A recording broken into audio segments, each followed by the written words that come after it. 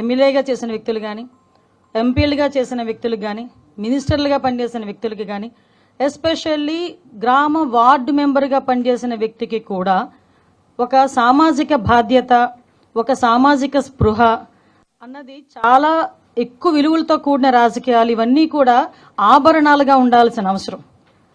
ఎందుకంటే ఈ మాట చెప్తున్నాను, కొన్ని కోట్ల మంది ప్రపంచంలో, మన రాష్ట్రంలో 5 కోట్ల మంది పైగా జనాభా ఉంటే కేవలం 175 మందికి అధ్యక్ష అనే అవకాశాలు కూడా కల్పించారు ఈ రాష్ట్ర ప్రజలు.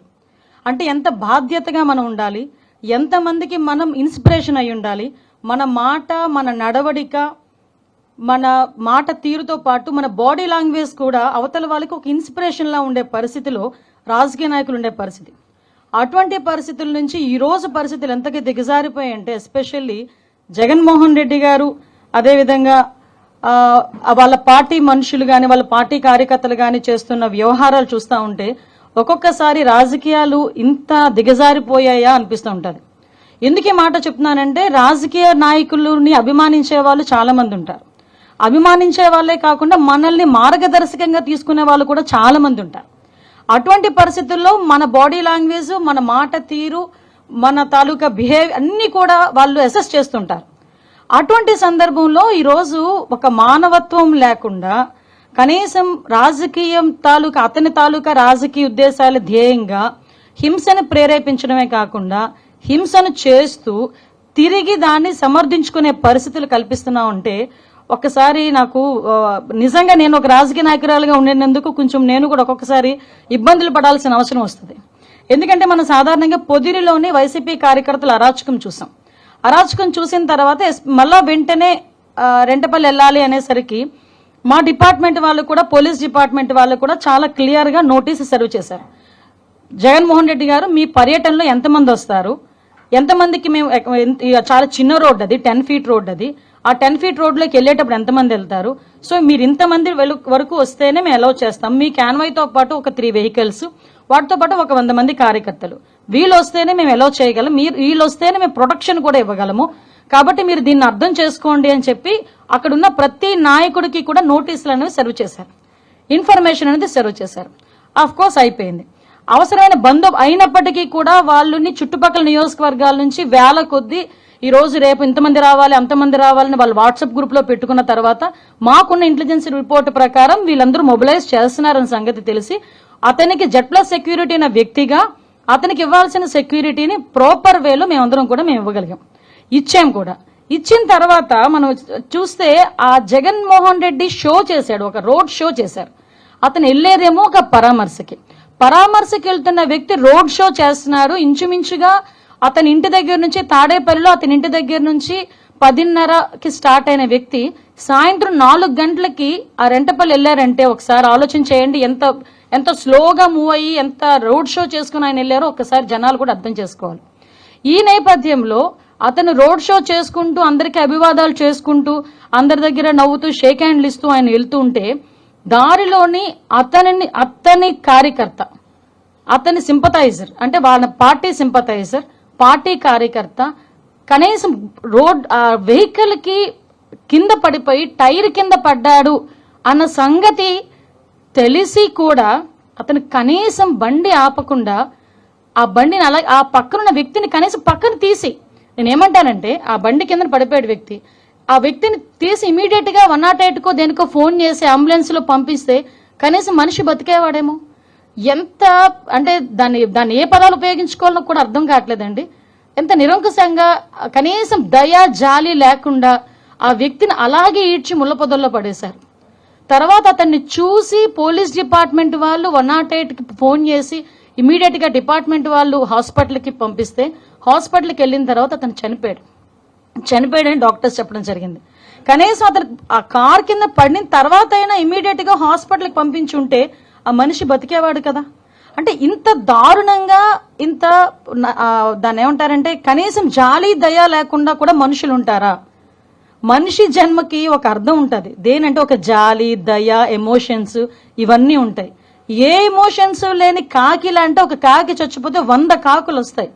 ఒక రోడ్డు మీద ఒక కుక్క చచ్చిపోతే 4-5 కుక్కలు వచ్చి కనీసం తీసి పక్కన పెట్టినంత వరకు అక్కడే చుట్టూ తిరుగుతూ అరుస్తూ ఉంటాయి.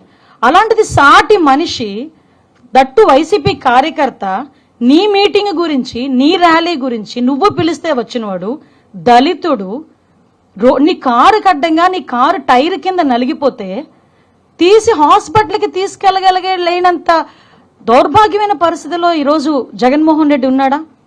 అంత నిర్దయగా జగన్మోహన్ రెడ్డి ఉన్నాడా? అంటే అతనికి జగన్మోహన్ రెడ్డి రాజకీయ లబ్ధి తప్పించి మనుషుల ప్రాణాలంటే లెక్కలేదా? ఇంత ఉన్మాద పరిస్థితుల్లో కూడా రాజకీయ నాయకులు ఉంటారా? నిజంగా నాకైతే చాలా ఆశ్చర్యం అనిపిస్తుందండి. ఇలాంటి సిచ్యువేషన్ నుంచి తన నిర్లక్ష్యంగా ఇద్దరు చనిపోయారు. అతని నిర్లక్ష్య కారణంగా ఆ రోజు సింగయ్య, మళ్ళీ ఇంకొక అబ్బాయి రెడ్డి, ఇద్దరు చనిపోయారు. ఇద్దరు చనిపోయినా కూడా తన పర్యటన కొనసాగిస్తూనే ఉన్నాడు. విషయం ఏంటంటే ఇందులోని మనందరం కూడా ఆలోచించాల్సింది ఏంటంటే, సంవత్సరం క్రితం బెట్టింగ్ ద్వారా డబ్బులు కోల్పోయి ఆత్మహత్య చేసుకున్న, ఇక్కడ మీరు అర్థం చేసుకోవాలి, సంవత్సరం క్రితం జూన్ 4th అతను ఆ బెట్టింగ్ లో పోయి జూన్ 9వ తారీఖున ఎప్పుడో చనిపోయిన వ్యక్తి, 2024లో చనిపోయిన వ్యక్తికి సంవత్సరం తర్వాత పరామర్శ చేయటానికి ర్యాలీగా వెళ్తా ఉంటే మధ్యలో దారిలో 2 ప్రాణాలు పోతే ఆ 2 ప్రాణాల గురించి ఆలోచన చేయకుండా సంవత్సరం ముందు పోయిన ప్రాణం గురించి ఒక విగ్రహం కట్టించి ఆ విగ్రహానికి దండేయడానికి వెళ్ళాడంటే ఒక్కసారి ఆలోచించండి అతని తాలూకా నైజం ఎలాంటిదో. ఇదే సేమ్ పందాలో వాళ్ళ బాబాయ్ హత్య గురించి ఒకసారి మనం ఆలోచన చేసుకుంటే, గొడ్డలి వేటు గురించి ఒక్కసారి మనం ఆలోచన చేసుకుంటే పరిస్థితి ఏంటనేది ఆలోచించవచ్చు. కోడికత్తి డ్రామా, ఆ దళిత బిడ్డ ఈ రోజుకి కూడా ఆ స్త్రీని ఇప్పటికీ కూడా ఇబ్బందులు పడతానే ఉన్నాడు. గులకరాయి డ్రామా, అంటే ఏదో రకంగా అంటే సీఎం కుర్చీలో కూర్చోవాలనే ధ్యాస తప్పించి మానవత్వం లేకుండా చేసే పరిస్థితి ఈ రోజు మనందరికీ కూడా కనిపించే పరిస్థితి వస్తుంది.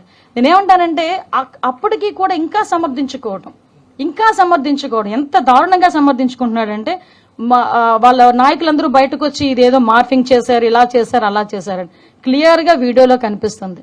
సింగయ్య అనే దళితుడు ఆ కారు కింద పడి నలగడం క్లియర్ గా కనిపిస్తా ఉంది. ఇటువంటి పరిస్థితుల్లో కూడా కనీసం ఆపకుండా వెళ్ళిపోయే పరిస్థితి కనిపించింది. అంటే చాలా మంది జగన్మోహన్ రెడ్డి గురించి అతను మాట్లాడితే బయటకు వచ్చి విలువలు, నీతి, నిజాయితీ, జాలి, దయ ఇలాంటి పదాలు కొన్ని జగన్మోహన్ రెడ్డి నోట్లోంచి రాకూడదండి. ఎందుకంటే ఈరోజు అటువంటి ఆ మాటలు మాట్లాడడానికి కూడా పూర్తిగా అర్హత లేనివాడు జగన్మోహన్ రెడ్డి. అటువంటి వ్యక్తి ఈరోజు పైగా దాన్ని సమర్థించుకోవడం ఏంటి? నిజంగా యాక్సిడెంటల్ పడ్డాడు అనుకుంటే వెంటనే బయటకు తీసి ఒక హాస్పిటల్కి పంపించుంటే ఒక నిండు ప్రాణం బతికేది. ఈరోజు ఆ కుటుంబానికి సింగయ్యని తీసుకొచ్చి ఇవ్వలేడు కదా. ఆయనైతే చక్కగా ప్రయాణం అంతా చేసుకుని ఆ విగ్రహం ఆవిష్కరణ చేసుకుని మళ్ళీ ఇంటికి వచ్చి హ్యాపీగా కూర్చున్నాడు. 2 ప్రాణాలు పోయినాయి. ఆ 2 ప్రాణాలను తీసుకొచ్చి ఇచ్చేవాడు కాదు కదా. అంటే బయటకు వచ్చి ఒక అతను అంటాడు, ఎవడో మా కార్యకర్తే కదా చచ్చిపోయాడు. అరే మీ కార్యకర్త చచ్చిపోయిన మనిషి, అక్కడ మనిషి చనిపోయాడన్న సంగతి మీకు ఎందుకు గుర్తు రావట్లేదు? ఆ మనిషి చనిపోవడానికి కారణం ఆ నాయకుడే అన్న సంగతి ఎందుకు గుర్తు రావట్లేదు? మళ్ళా పైగా దాన్ని సమర్థించుకునే పరిస్థితి మనందరం కూడా చూస్తూ ఉంటే సమాజంలోని హింసను ప్రేరేపించే పరిస్థితి. ఎంత దారుణంగా హింసను ప్రేరేపిస్తున్నాడండి. అంటే ఒక నేరస్తు, చాలా సందర్భాల్లో గౌరవ చంద్రబాబు నాయుడు గారు ఒక మాట అంటారు, సీఎం గారు ఒక మాట అంటారు, రాజకీయ ముసుగులో ఉన్న ఒక నేరస్తుడు. ఎస్, ఆ పదానికి ప్రాపర్ యాప్ట్ ఎవరంటే జగన్మోహన్ రెడ్డి. ఒక రాజకీయ నేపథ్యం ఉన్న వ్యక్తి రాజకీయ ముసుగులో ఉంటే ఎలాంటి అనర్థాలు దారితీస్తాయో ఇప్పుడు జగన్మోహన్ రెడ్డి పర్యటనలు కూడా అలాగే మనం చూస్తున్నాం. మీరు ఒకసారి అబ్జర్వ్ చేయండి, సత్యసాయి జిల్లాకి ఒక పరామర్శకి పోయాడు. ఆ రోజు అలాగే హెలికాప్టర్ దగ్గర రచ్చ చేశారు వైసీపీ కార్యకర్తలు. తర్వాత హెలికాప్టర్ ఏదో పని చేయట్లేదు, ఏదో సాంకేతిక లోపం ఉందని బై రోడ్ వెళ్తూ ఓ పెద్ద రోడ్ షో చేసుకుని వెళ్ళాడు. తర్వాత మనకి పొదిలి వెళ్ళారు, రైతుల గురించి అని చెప్పేసి వెళ్ళారు. ఆ రోజు అదే టైంలో జరిగిన కృష్ణంరాజు ఇన్సిడెంట్ సంబంధించి సాక్షి టీవీలో అమరావతి మహిళల గురించి తప్పుడుగా మాట్లాడారని అక్కడ పక్కన ఎవరో ఒక చిన్న ధర్నా చేస్తా ఉంటే ప్లకార్డ్స్ పట్టుకుంటే వైసీపీ కార్యకర్తలు పోలీసులను కూడా రాళ్లు ఇచ్చి కొట్టే పరిస్థితి కనిపించింది. ఇలాంటి నేపథ్యంలో చాలా క్లియర్ గా మనకి ఈ రెంటపల్లి వెళ్ళేటప్పుడు మా ఎస్పీ గారు చాలా క్లియర్ గా చెప్పారు, సార్ ఇంతమంది వెళ్ళేటప్పుడు మేము ఇబ్బంది పడతాం, Z+ సెక్యూరిటీ ఉన్న వ్యక్తికి ప్రొటెక్షన్ ఇవ్వాలంటే ఆ రోడ్లో పనికిరాదు, సో మీరు కొంచెం మాకు సహకరించండి అని చాలా క్లియర్ గా చెప్పినప్పటికీ అతను ఈరోజు బల ప్రదర్శన అనుకున్నాడు. అంటే ఒక పరామర్శకి వెళ్ళేటప్పుడు కనీసం మీకు విషయం చెప్పనండి, అంటే ఇక్కడ సందర్భం బట్టి చెప్పాలి కాబట్టి చెప్తున్నా. లోకేష్ బాబు గారు ఆయన రాజకీయంలోకి వచ్చి ఎన్ని సంవత్సరాలు మీకు తెలుసు.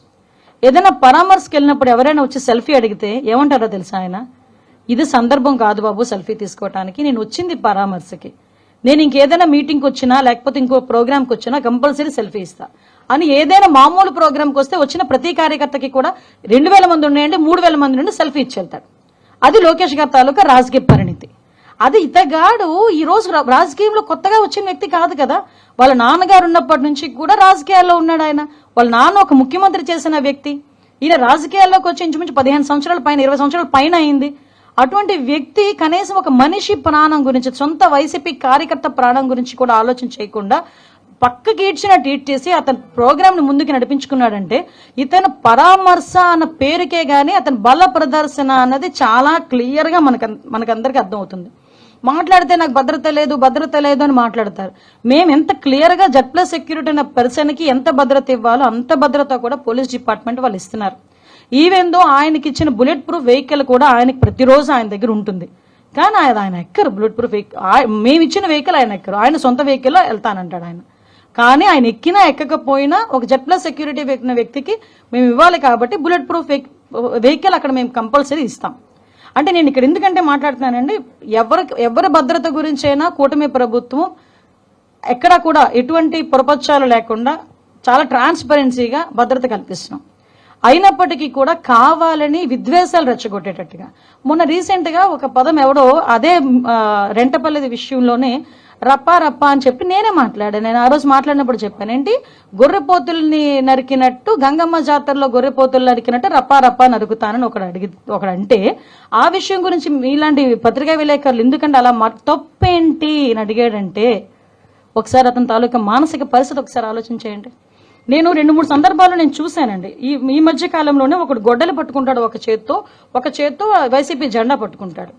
జెండా పట్టుకొని వాడు ఇష్టం వచ్చినట్టు వాడు మాట్లాడతాడు. ఒకసారి ఇక్కడ చూస్తే మీకు నేను తర్వాత పంపిస్తాను మీకు. ఒక పక్క నుంచి గొడ్డలు పట్టుకుంటాడు, ఒక పక్క నుంచి జెండా పట్టుకుంటాడు. వీడు మన వైసీపీ కార్యకర్త. ఇలాంటి వాళ్ళందరినీ అంటే రెచ్చగొట్టే పరిస్థితుల్లో ఇలాంటి వాళ్ళందరినీ కూడా ప్రోత్సహిస్తున్నాడు, హింసను ప్రోత్సహించే పరిస్థితి. ఇంకొకడు మీరేమీ చేయలేరు, ఏం చేస్తా మేము చూస్తామంటాడు ఒకడేమో నరికేస్తామంటాడు, ఒకడు కోసేస్తామంటాడు. ఇలాంటి వాళ్ళందరినీ ఎందుకు ఆ మాట మాట్లాడుతున్నారు అంటే తప్పేంటి అని అడిగాడు. సినిమా డైలాగ్ కదా తప్పేంటి, ఏ సినిమాలో నీకు చంపేసుకోవటాలు చాలా హింస చూపిస్తారు, ఆ హింస అంతా బయట చేస్తే తప్పు లేదా అంటే మీ దృష్టిలో తప్పు కాదా అది? దాని గురించి ఎవరైనా మేము ఏ విధంగా పోలీస్ కేసు పెడితే అదేదో పోలీసులు హింసించేస్తున్నారు అన్నట్టుగా మాట్లాడే పరిస్థితి కనిపిస్తా ఉంటే నిజంగా చాలా బాధ అనిపిస్తా ఉందండి. రాజకీయాలు ఇలాంటి వాళ్ళు ఉండడం అన్నది అర్హత లేని పరిస్థితి. అంటే ఇలాంటి రేపు పొద్దున్న 2029లో మేము వస్తాము, ఇలాంటి హింసను ప్రేరేపిస్తామని ఇండైరెక్ట్ గా సమాజానికి చెప్పే పరిస్థితి ఈరోజు జగన్మోహన్ రెడ్డికి ఉంది అంటే ఒక్కసారి రాష్ట్ర ప్రజలందరూ కూడా ఒక్కసారి ఆలోచించుకోవాల్సిన అవసరం కూడా ఉంది. దయచేసి నేను ఒకటే చెప్తున్నా, నేను మళ్ళీ చెప్తున్నానండి. ఈ రోజు మేము ఇంకొక విషయం చెప్పాలండి, మీరైనా మేమైనా ఎవరైనా రోడ్డు మీద వెళ్తుంటే పక్కన ఒక యాక్సిడెంట్ జరిగింది అనుకోండి, ఆటోమేటిక్ గా దిగి వాళ్ళకి ఏం జరిగిందో చూసుకుని బాధ్యతాయుతమైన ప్రజాప్రతినిధులం కాబట్టి మేమైనా మీరైనా ప్రతి ఒక్క వ్యక్తికి కూడా బాధ్యత ఉంటుంది కాబట్టి దిగి అయ్యో ఏమైందని మీ చేతనంత సహాయం, వీలైతే 100కి ఫోన్ చేస్తారు, లేకపోతే 108కి ఫోన్ చేస్తారు, లేకపోతే ఇంత మంచినీళ్ళు ఇస్తారు, లేకపోతే పక్కకి తీసుకెళ్లి కూర్చోబెడతారు. ఈవెన్ మీకు ఎక్కడో ఒక వీడియో చూశాను, 2 వీలర్ మీద వెళ్తున్నావు, యాక్సిడెంట్ అయిన వ్యక్తిని పక్కన పెట్టి పోలీస్ ఫోన్ చేసిన పరిస్థితి. అలాంటిది ఒక సొంత రీసెంట్ గా చంద్రబాబు నాయుడు గారి కాన్వాయ్లో కూడా ఎవరొక యాక్సిడెంట్ అయితే బైక్ మీద పడిపోతే స్వయంగా ముఖ్యమంత్రి దిగి ఏమైందని కనుక్కుని వాళ్ళని హాస్పిటల్కి తీసుకెళ్లిన పరిస్థితి. అదేవిధంగా మొన్న రీసెంట్ గా నాదెండ్ల మనోహర్ గారు అదే పరిస్థితి. నేనైతే 2-3 సార్లు నా కాన్వాయ్ ఆపి నేను చూసుకున్న పరిస్థితి. సవితమ్మ అదేవిధంగా ఒక ఆపిన పరిస్థితి. ఎమ్మెల్యేలు అయితే కోకొల్లలు. నాకు తెలిసి మీరైనా ఎవరైనా మీరు వెళ్ళినా కూడా ఎక్కడైనా రోడ్ యాక్సిడెంట్ జరిగితే ఆగి ఎందుకు జరిగింది అనుకునే పరిస్థితి. అలాంటిది సొంత కార్యకర్త, నీ గురించి వచ్చిన కార్యకర్త నీ కారు కిందే పడి నలిగిపోతా ఉంటే పక్కకి ఇసిరేసి నీ కాన్వాయ్ వెళుతూ సెల్ఫీలు ఇచ్చుకుంటూ చేతులుపుకుంటూ వెళ్తున్నావంటే ఎంత నిర్దయ ఈ జగన్మోహన్ రెడ్డికి. మానవత్వం లేదన్న సంగతి చాలా క్లియర్ గా అర్థమవుతుంది కదా. ఒక్కసారి మనం కూడా ఆలోచన చేసుకోవాల్సింది, ఇలాంటి నాయకులు సమాజంలో ఉండొచ్చా లేదా అనేది కూడా మన రాష్ట్ర ప్రజలు కూడా ఆలోచించుకోవాల్సిన అవసరం ఉంది.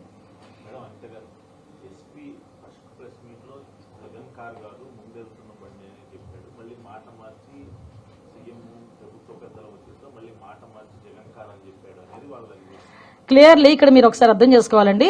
ఎస్పీ ఫస్ట్ ప్రెస్ మీట్ పెట్టేటప్పటికి ప్రాథమిక విచారణ అనేది సాగింది. అప్పటి వరకు ఏంటంటే ఇలా చనిపోయాడు పలానా వ్యక్తి, సింగయ్య అన్న వ్యక్తి చనిపోయాడు, చనిపోతే ఎలా చనిపోయాడు, ఏదో వెహికల్ గుద్దింది. ఫస్ట్ నుంచి మీకు వచ్చింది ఏంటంటే ఏదో వెహికల్ గుద్ది పక్కకి లాగేశారు అన్నదే మనందరికీ కూడా వచ్చిన information. So as of now ఆ వచ్చిన ప్రాథమిక విచారణ నేపథ్యంలో వచ్చిన అంశాలు బట్టి ఆ రోజు ప్రెస్ మీట్ లో మాట్లాడింది.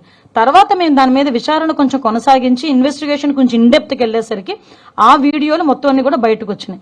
ఇప్పుడు ఎస్పీ స్థాయి వ్యక్తి ఒక వీడియో బయట పెట్టి ఈ వీడియో ద్వారా మేము ఇది కేసు కడుతున్నామంటే దాన్ని మేము క్లియర్ తీసుకోకుండా ఎవరు కూడా అలా చేయరు కదా, ఎవరు వాళ్ళ ఉద్యోగాల మీదకి తెచ్చుకోరు కదా. తర్వాత చాలా క్లియర్ గా నిన్ననే ఎస్పీ ఫోన్ మళ్ళీ ప్రెస్ మీట్ పెట్టి ఈ రకంగా జరిగింది, సో మేము ఈ కేసులు కడుతున్నామని చెప్పారు. ఇన్వెస్టిగేషన్ తర్వాత వచ్చిన ఇన్ఫర్మేషన్ కాబట్టి చెప్పాం.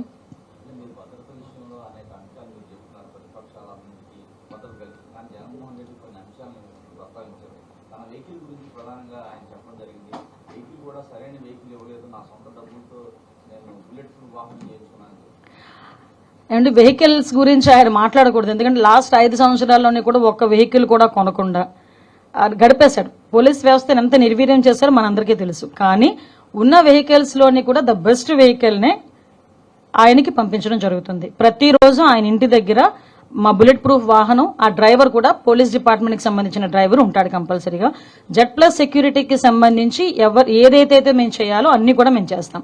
ఆ ట్వీట్ లోని కూడా ఈ రోప్ పార్టీల గురించి వాటి గురించి మాట్లాడారు. సిచ్యువేషన్ బేస్ చేసుకుని రోప్ పార్టీలు పెడతారు తప్పించి Z+ సెక్యూరిటీలోని రోప్ పార్టీ ఉండాలి అంటే ఇలాంటి అంశాలన్నీ ఇప్పుడు గుర్తొచ్చినాయి. కానీ ఆయనకి ఎందుకు మీదకి వచ్చారని, నువ్వు రమ్మని చెప్పావు, మీరు రమ్మని మీరే కదా ర్యాలీకి రండి, పలానా చోట ఎంతమంది ఉండండి, పలానా చోట ఎంతమంది ఉండండి అన్నారు. అక్కడ ఒక ప్రాణం పోయిందని తెలుసుకొని ఇంచుమించుగా నరసరావుపేట దాటిన తర్వాత పోలీసులు ఆంక్షలు విధించి కాసేపు మిగతా వెహికల్స్ వెళ్లకుండా ఆపితే అంబటి రాంబాబు గారు ఎంత సీన్ క్రియేట్ చేశారండి అక్కడ. ఆ పక్కన స్టాపర్స్ ని తీసి పడేసి లాగి పడేసి పోలీసులను తోసేసి, మీ నాయకుడి రక్షణ గురించే కదా మేము ఇక్కడ వీళ్ళందరినీ ఆపుతున్నాం. ఆల్రెడీ ఒక ప్రాణం పోయింది అక్కడ, 2 ప్రాణాలు పోయినాయి అక్కడ. కొంచెం ఆగండి, అతను వెళ్ళి పరామర్శించి ఆ విగ్రహం ఆవిష్కరణ చూసుకుని వెనక్కి వస్తారంటే ఒక్కరు వినలేదే. ఇక్కడే కాదండి, పొదిలిలో కూడా అదే పరిస్థితి, సత్యసాయి జిల్లాలో కూడా అదే పరిస్థితి. అంటే ఆయన ఏం చేస్తారంటే ఉన్మాదుల్లా ఉన్న వాళ్ళ కార్యకర్తలను రెచ్చగొడుతూ ఆయన మీదకు తీసుకొచ్చుకుంటున్నారు. ఈరోజు అతనికి బాధ్యత లేదా? ఈ రోజు ప్రతిపక్షాల గురించి మాట్లాడతారు. ఆ రోజు మేం ప్రతిపక్షాలు ఉండేటప్పుడు ఏ రకంగా చేశారో ఆయనకి గుర్తు రాలేదా? ఆయనకి ఇందాక నేను ఏదో ట్వీట్ పెట్టారని చెప్పారు, మేము ఆంక్షలు విధించేమా అని అడిగారంట. నిజంగా ఒకసారి జగన్మోహన్ రెడ్డి గారు ప్లీజ్, నేను ఇంతకన్నా గట్టిగా మాట్లాడలేకపోతున్నాను, ఎందుకంటే నాకు జాలనిపిస్తుంది మిమ్మల్ని చూస్తూ ఉంటే. ఆంక్షలు విధించేమా అనే ముందు ఒక్కసారి లాస్ట్ 5 years జరిగిన సిచ్యువేషన్స్, చలో ఆత్మకూరు అని చెప్పి ఒకటి పెడితే సాక్షాత్తు చంద్రబాబు నాయుడు గారి ఇంటి గేటుకి తాళ్లు కట్టిన పరిస్థితి మీరు మర్చిపోయారా అండి? వైజాగ్ పర్యటనకి చంద్రబాబు నాయుడు గారు వెళ్తే ఎయిర్పోర్ట్ లోనే చంద్రబాబు నాయుడు గారిని మమ్మల్ని అందరినీ ఆపేసి మీకు వైసీపీ కార్యకర్తల చేత నానా మాటలు మాట్లాడించి నానా మాటలు దూషించి మమ్మల్ని అందరినీ కూడా ఎలా రోడ్డు మీద కూర్చోబెట్టారో మర్చిపోయారా అండి? ఇదే చంద్రబాబు నాయుడు గారు ప్రతిపక్ష నేత హోదాలో ఆయన ఒక ప్రతిపక్ష నేత. ఈరోజు మీరు కాదేమో ప్రతిపక్ష హోదా లేదు మీకు, కానీ ఆయన ఆ రోజు ప్రతిపక్ష పార్టీ హోదాలో ఆ రోజు నాయకుడిగా తిరుపతి వెళ్తే, అదే తిరుపతి ఎయిర్పోర్ట్ నుంచి బయటికి కూడా రాకపోతే తిరుపతి విమానాశ్రయంలో ఆయన కూర్చొని ధర్నా చేసిన పరిస్థితి మీరు మర్చిపోయారు. లోకేష్ బాబు గారు పాదయాత్ర చేస్తే ఆయన పట్టుకున్న మైక్ని తీసుకెళ్లిపోయారు, ఆయన నుంచున్న స్టూల్ని తీసుకెళ్లిపోయారు, ఆయన గురించి ఏదైనా స్టేజ్ కడితే స్టేజ్ని ఇప్పేశారు. అంటే ఇవన్నీ మీరు ఎలా మర్చిపోయారు? అది కాక మా పార్టీ ఆఫీసుల మీద దాడులు, ఇవన్నీ మేము ఏదైనా కార్యక్రమానికి వెళ్తే మీరు ఇచ్చిన ఆంక్షలు ఇవి. ఒకవేళ కార్యక్రమం లేకుండా జగన్మోహన్ రెడ్డి గారు కనుక ఊర్లోకి వస్తున్నారు అనుకోండి, ఆటోమేటిక్ గా మా ఇళ్ల దగ్గరికి పోలీసులు వస్తారు. నేను చాలా సందర్భాల్లో ఆ రోజు అయ్యన్నపాత్ర గారు అరెస్ట్ చేసినప్పుడు నేను ఆ ఇంటికి వెళ్తా ఉంటే దారిలో నన్ను ఆపాలని ఎంత ప్రయత్నం చేస్తే ఆఖరికి 2 wheeler మీద కూడా నేను వెళ్ళిన పరిస్థితి. అదేవిధంగా ఈ మైన్స్ కి సంబంధించిన వాటి మీద మేము ధర్నా పెడితే ముందే హౌస్ అరెస్టులు చేసిన పరిస్థితి. 5 సంవత్సరాలు ప్రతిపక్షంలో ఉన్న ఏ నాయకుడు నేను రోడ్డు మీదకి రానిచ్చారా? రోడ్డు మీదకి రాకుండా ఉంటేనే 41A నోటీసులు మా అందరికీ కూడా. ఇప్పుడు నా మీద 23 కేసులు ఉన్నాయి. 23 కేసులు ఒకసారి తీసి చూడండి, ఏ కేసులు ఒకసారి మీకే తెలుస్తుంది. చాలా మంది మీద కేసులు ఉన్నాయి. అంటే నేనేమంటానంటే ఈయన ఆంక్షలు విధించేనా అని అంత అమాయకంగా మాట్లాడుతూ ఉంటే నిజంగా చాలా బాధ అనిపిస్తుందండి. ఈయనకి నిజంగా మతిమరపు ఏమైనా వచ్చేసిందా ఆయనకి? Z+ సెక్యూరిటీ ఉన్న వ్యక్తికి బుల్లెట్ ప్రూఫ్ పంపిస్తే నా దగ్గర బుల్లెట్ ప్రూఫ్ లేదంటాడు. అంటే అబద్ధాలు, నోరిప్పితే అబద్ధాలు. అంటే నెమ్మదిగా నంగనాచిలా కూర్చొని ప్రెస్ ముందు కూర్చొని లేదంటే ట్వీట్ పెట్టేస్తే జనాలు నమ్మేస్తారు అనుకుంటున్నారా? వాస్తవాలు కదా.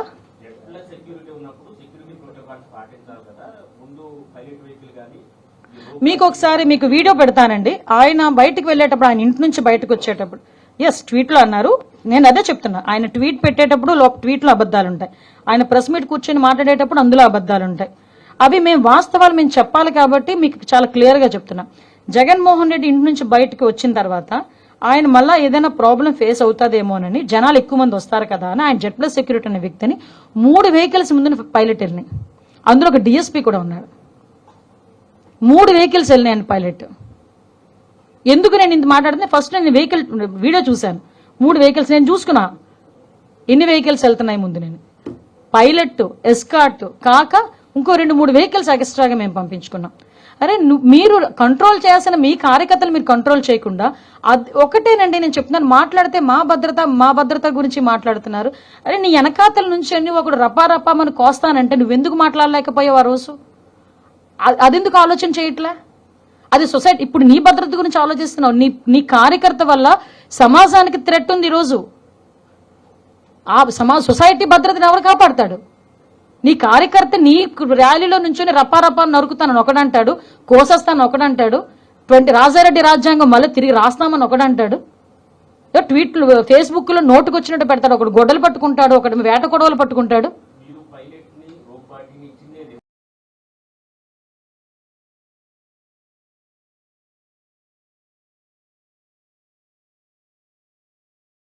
ఇప్పుడు ఇంటి దగ్గర నుంచి బయలుదేరాను, నాకు ఒక పైలట్, ఎస్కార్ట్.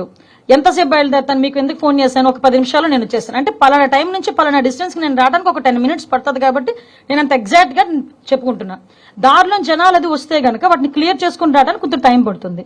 కానీ ఇతగాడు ఏం చేస్తున్నాడంటే, జనాలందరినీ మా పోలీసులు ఎవరైనా గట్టిగా రోప్ పార్టీ పట్టుకుని ఆపారనుకోండి, పోలీసులు ఏంటది దాన్ని ఏమంటారు, మమ్మల్ని ఇబ్బంది పెట్టేస్తున్నారు, పోలీసులు వైఖరి నశించాలి అని మాట్లాడతారు. ఈ రోజు మీ వాళ్ళేమో ఎలాగో, నిజంగా చెప్తున్నా, ఈ మాట అనకూడదు, ఒక ఉన్మాదుల్లో రప్పించుకుంటున్నారు. మీరు రప్పించుకొని ఒక రోప్ పార్టీ పెట్టి, అంటే 90 కిలోమీటర్లు నేను రోప్ పార్టీ పెట్టగలనా? ఊర్లోకి రాగానే అతను దిగితే రోప్ పార్టీ పెట్టగలరు ఎవరైనా? ఆయన దిగిన తర్వాత నడుచుకుంటూ వెళ్తూ రోప్ పార్టీ పెట్టగలరు. నువ్వు వెహికల్తో వెళ్తుంటాను, హైవే మీద వెళ్తుంటాను, 90 కిలోమీటర్ల మీద వెళ్తుంటాను అంటే రోప్ పార్టీ పెట్టమంటే ఎలా అవుతుంది? నువ్వు 90 కిలోమీటర్ 80 నుంచి 90 కిలోమీటర్లు వెళ్ళడానికి నీకు ఎన్ని గంటలు పట్టింది? అంటే మీరు ఏ స్పీడ్లో వెళ్ళారో ఒకసారి ఆలోచించుకుంటున్నారా? ఒకసారి ఆలోచించాలి. మేము ఇవ్వాల్సిన భద్రత, మేము అవుట్ ఆఫ్ ద బాక్స్ అతనికి ఇవ్వాల్సిన భద్రత కన్నా మేము చెప్పిన దానికన్నా ఎగస్ట్రానే మేము భద్రత ఇచ్చాం.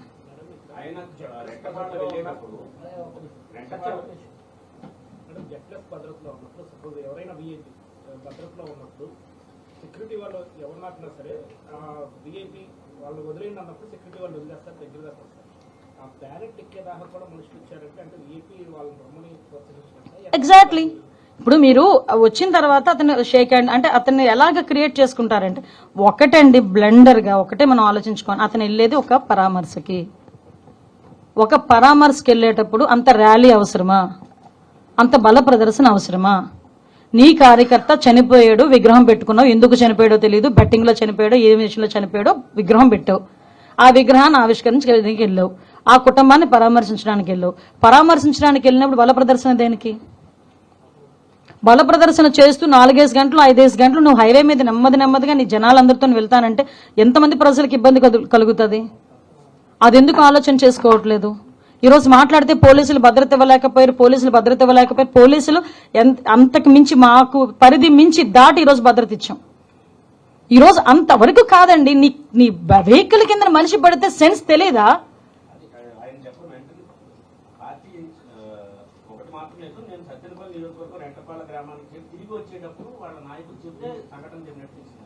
కాదండి, చిన్నది అడ్డు తగిలితేనే, రాయి ఎక్కితేనే తెలుస్తుందండి. మేము వెహికల్స్ లో తిరిగిన వాళ్ళమే, చిన్న రాయిగా మా టైర్ దాటి వెళ్తుంటేనే మాకు తెలుస్తుంది.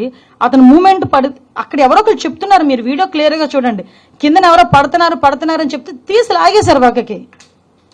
చెప్తున్నారు కదా, అప్పుడైనా ఆపాలి కదా. ఇద్దరు చనిపోతే కూడా దగ్గరికి వెళ్ళి చెవులో కూడా జగన్మోహన్ రెడ్డికి ఇద్దరు చచ్చిపోయారని చెప్పలేని నాయకులు ఉన్నారా జగన్మోహన్ రెడ్డి చుట్టూను?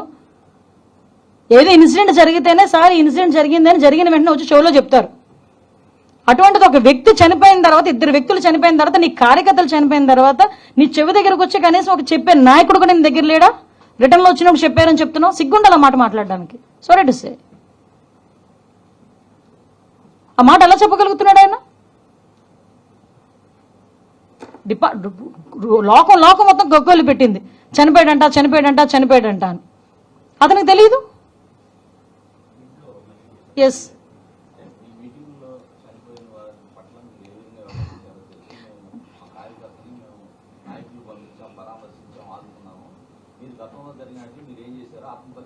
ఎగ్జాంపుల్ చెప్తానండి. కందుకూరులో అనుకుంటా చంద్రబాబు నాయుడు గారి మీటింగ్కి ఒక ఇన్సిడెంట్ జరిగింది. 8 మంది ఎంతమందో అక్కడ ప్రాణాలు కోల్పోవటం జరిగింది. ఇమీడియట్గా మీటింగ్ ఆపేశారు.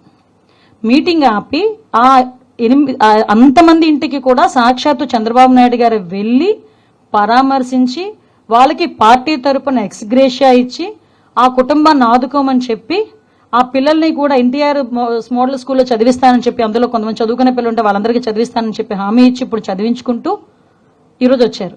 నెక్స్ట్ మీటింగ్ ఆ ఊర్లో పెట్టలే, నెక్స్ట్ కావలికి షిఫ్ట్ అయిపోయారు. నెక్స్ట్ మీటింగ్ పెట్టేటప్పుడు ఇమీడియట్ గా హాస్పిటల్కి వెళ్ళడమే కాదు, వాళ్ళ ఇంట్లోకి ప్రతి ఒక్కరి ఇంట్లోకి వెళ్ళారు, మీటింగ్ క్యాన్సిల్ చేశారు. అదండి నాయకుడుకున్న నిబద్ధత.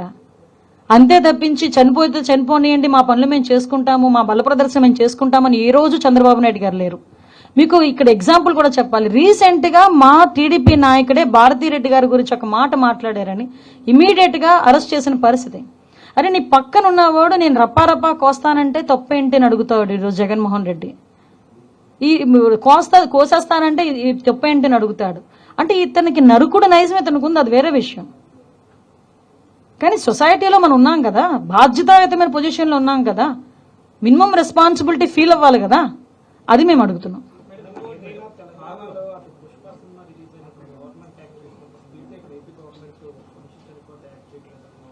మీరు విమర్శ కాదండి, మేము ఈరోజు అన్ని ప్రూఫ్స్ పెట్టుకొని ఎలా చనిపోయాడు ఏంటి అని చెప్పి అన్ని ప్రూఫ్స్ పెట్టుకొని మేము వెంటనే మాట్లాడాం. మేము ఇలా మాట్లాడిన దానికే అదేదో ఏఐతోనేదో క్రియేట్ చేశారని ఒకళ్ళు బయటకు వచ్చి అంటారు, ఒకళ్ళు మా కార్యకర్త చచ్చిపోతే మీకేంటి ప్రాబ్లం అంటారు. అంటే వాళ్ళు నోటికి వచ్చినట్టు మాట్లాడే పరిస్థితి. కానీ as per rule, as per law మేము ఏం చేయాలని మేము చేస్తున్నాం.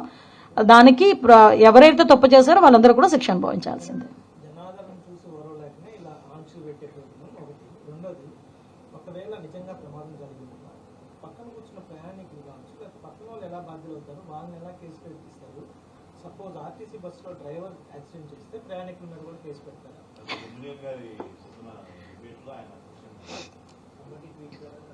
అండ్ ఒకటి ఇప్పుడు విషయం ఏంటంటే, మనకి సాధారణంగా ఏదైనా రోడ్ యాక్సిడెంట్ జరిగింది, మీరు ఏ కేసులైనా తీసుకోండి, రోడ్ యాక్సిడెంట్ జరిగినప్పుడు ఎవరు డ్రైవ్ చేస్తున్నారు అన్నది ఒకటి, అదైనా A1 కార్ ఎవరిది, ఓకే, అతను ఆటోమేటిక్గా కేసులో ఉంటాడు.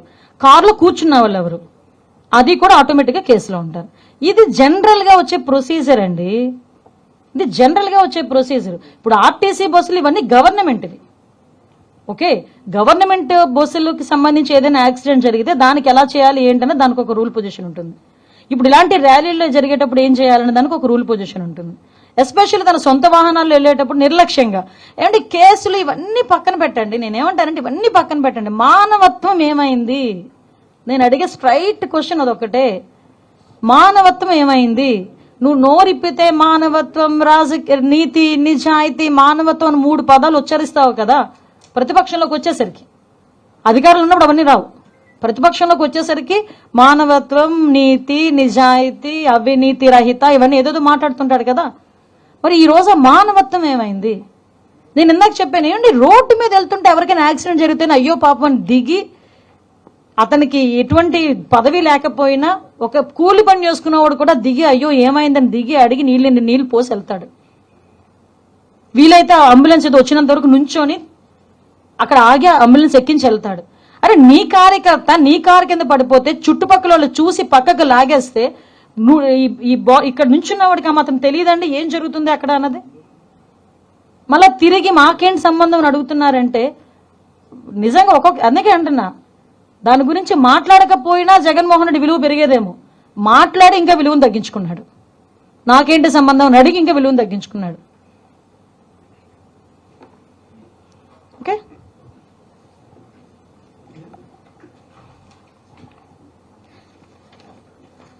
అన్నిటికీ మించి ఆంక్షలు మేము పెట్టామా అని అడగడమే చాలా విడ్డూరంగా ఉంది. అది